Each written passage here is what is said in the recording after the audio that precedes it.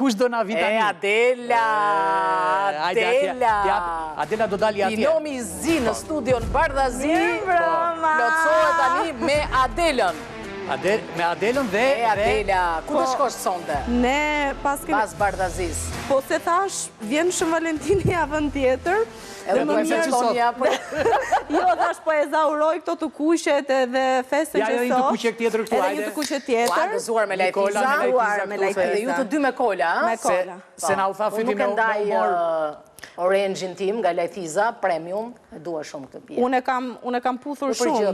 E bëjnë njerëz të zemrës, një biznes shumë i suksesshëm që prej vitesh ka prodhuar ujin më të mirë të tryezave shqiptare, ujë që rrjedh nga burimi, dhe në tavolina tona sjell këto pije kaq fantastike, që i kam parë dhe jashtë në Amerikë, më kanë thënë. Po kush i ka parë? Adela. A nuk e shifni si e kam puthur, si që kam puthur këtë kolën sot, nuk e di. Kur kam puthur për të fundit. Do ta marrësh kanaqen me vete, se kush e di kush e merr mbas teje. Kur bëhet Adela e famshme, thon buzët e Adelës këtu. Ja një sekundë se kemi lënë këto gjëra këtu. Ne të famshëm jemi në YouTube, mi Ornela. Po, mi më mirë, të dojmë të famshëm për si Amerikanët, po themun. Për të shqitur në Ankan. Për Shqipëri, për të shqitur kanoqet. Për Shqipëri nuk konkuroj me njërin e, diti. Ashtu, Tani. Pastaj. Si keni punët me të larët? Ky lahet 10 ditë ndush. E kisha të humori një. Po pra që ti rri 10 orë? Jo 10 ditë. 10 ditë, po që 10 orë. Mendova që i kështë kështu dush të gjatë. E doni ujnë, apo keni kështu ju kruet trupin nga uj? Jo, nësë ta kruet trupi, zakonisht kruet nga djersa, po. Jo, është kjo shpreja që thotë sikur ta ha uj për ata që nuk lahen. Ka shumë njerëz që thonë që nuk e nis dot ditën pa një dush. Dhe unë them që është një gjë e mirë, ta nisësh ditën me një dush. Unë nuk nis dot natën. Ku di qa bën natën kjo që djersit, Ornela, dhe ka nevoj që të shplahet. Bëj stërvitje. Po, të shplaj më katet. Tani, është një lajm i mirë në fakt që ka qarkulluar për të gjithë dembelët, ata që nuk e duan shumë ujin, sepse që e thënë nga dermatologët që nuk është mirë të lash trupin çdo ditë. Duhet ta lash ideali është një herë në 3 ditë. Pra praktikisht më pak se 2 herë në javë të lash trupin. Do me thënë e pas ka pasur mirë diktatori atyre që në lashi mirë një javë, ne? Po, s'kalta banja. Po. Mamën? E pas ka ditë studimin para se të dalja, si është puna? Si duket po. Tani kush dermatologe thonë se unë e shoh me shumë skepticizëm. Për mua... Unë jam dakord me këtë. Mua nuk më beson, ja. Unë jam dakord, argjohesh në dush. Jo, lëkura ka nevojë të pastrohet, poret ka nevojë të hapen. Po për vajrat natyral që ka lëkura, pra duhet, sepse ti duke e larë shumë shpesh trupin. Do me thënë, lëkura është organi më i madh i trupit, ne e dim këtë gjë, apo jo? Po, patjetër. Unë them që kujdesi për lëkurën nuk duhet jetë një herë në javë. Dushi është kujdes për lëkurën. Po nuk sa një herë në javë, një herë në 3 ditë. Po mirë.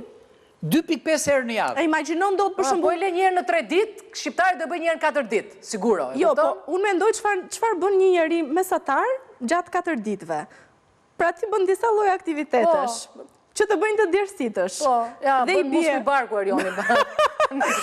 Dhe kjo do të thotë që në 4 ditë ti mund të bësh aktivitet palestrën, gatimin, ndonjë aktivitet tjetër të brendshëm në shtëpi. Dhe i bjeti nuk lahesh. Unë shikoj tim shoqë i cili nuk e nis ditën dot pa një dush. Dhe them që kjo është një gjë e mirë që nuk e kanë të gjithë njerëzit, po duhet ta kenë. Unë jam dakord me studimin. Okej.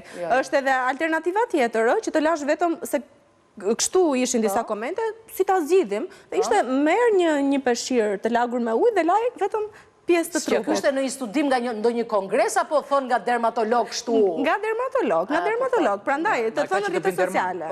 Pra imagjino, sot ke ditën e larjes së sqetullave, pas 3 ditësh ke radhën e larjes së këmbëve dhe me radhë, pastaj kur të vi radha të gjitha bashkë, me radhë.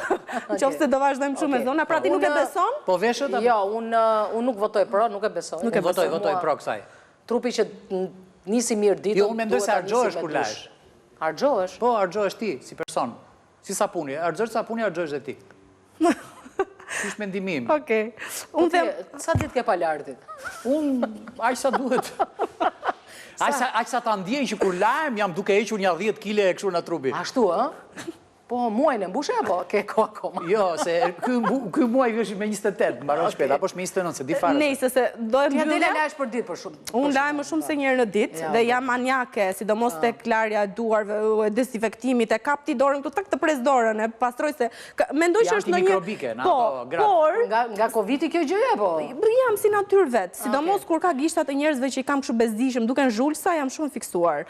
Tani doja të kaloja te lajmi tjetër, por më kujtua një gjë për këtë aromën e trupit, që lidhet më shumë te meshkujt. Kam njohur disa çuna që refuzonin edhe të hidhin parfum. Pra, do më thënë, vetëm për të lënë këtë aromën natyrale të trupit. Kështu që e besoj deri diku Erionin, kur thotë nuk e kam te dushi, se uji unë mendoj që është shumë i pastër, po dhe ky mbi ngarkimi i trupit me 100 lloje shampo, kimikate janë gjitha ato, parfum, pastaj. E shkon që harxhosh? Jo, kur e mendoj. Spartanët nuk laheshin, vikingët nuk laheshin. Po tani mos u laj tani, mbaj era djers, ai tjetri nuk të duron dot, mund të duroj dikush që të dashuron, që thotë më pëlqen era. Bravo Keli! Feromoni! Për këtë po flisja, për feromonin, sepse kam dëgjuar si argument nga shumë çuna të tjerë dhe duket se grupi çunave ka argumente. Grupi feromonistave. Interista Juventinët, po. Po mirë more Keli, po çfarë kanë ata tjerët që se duan feromonin tak? Do vuani. Tani e lëm të larën, kur ti vi radha. Unë nuk votoj pro. Ti nuk voton pro, Erioni e beson të deri diku. Njerëzit pastër, bukur kështu. Ka të rinj të lodhur nga jeta dhe ka një zgjidhje për këta të rinj që u ka ardhur, të rinjt, Gen Z. Si, po kur u lodhëm të? Po, janë të lodhur, mo janë që breziri. ka lindur ama. Është breziri. Lindër të lodhur? Lindër të lodhur. Malajzia ju ka dhënë një opsion, një shtëpi pensioni. Pra mund të dalin në pension moshat e reja. Dhe ky është lajmi i dytë. Hapet në Malajzi shtëpia e pensionit për të rinj që ndihen të lodhur nga jeta dhe duan të dalin në pension. Po qa bëjnë aty brënda ata? I bjen kitarës që? Ata njojnë njëri tjetrin, bëjnë aktivitete relaksuese, ushtrojnë hobi, ja u sjellin ushqimin. Po, është si shtëpi, Kjo është të nxisës parazitizmin, se këta praktikisht quhen parazit. Të bësh një shtëpi që të nxisësh parazitët, ku e di unë? Do me thënë ti problemin e keq është moshere. Po tani një moshere, cila thot që jam e lodhur, ku e di unë? Me thënë të drejtën gjatë ditës më shumë ankojnë të rinjë se sa ky brezi tjetër. Po jo, pa tjetër që mund të akohen, po do më thënë kjo është një stimulimi i parazitizmit. Për mua asë kjo së pëlqen fare, jo. Mirë, se pëlqen është tjetër gjë, e beson apo jo është tjetër gjë? Nuk e besoj dhe nuk e votoj. Unë e besoj, Malajzia ka klimë të mirë shumë.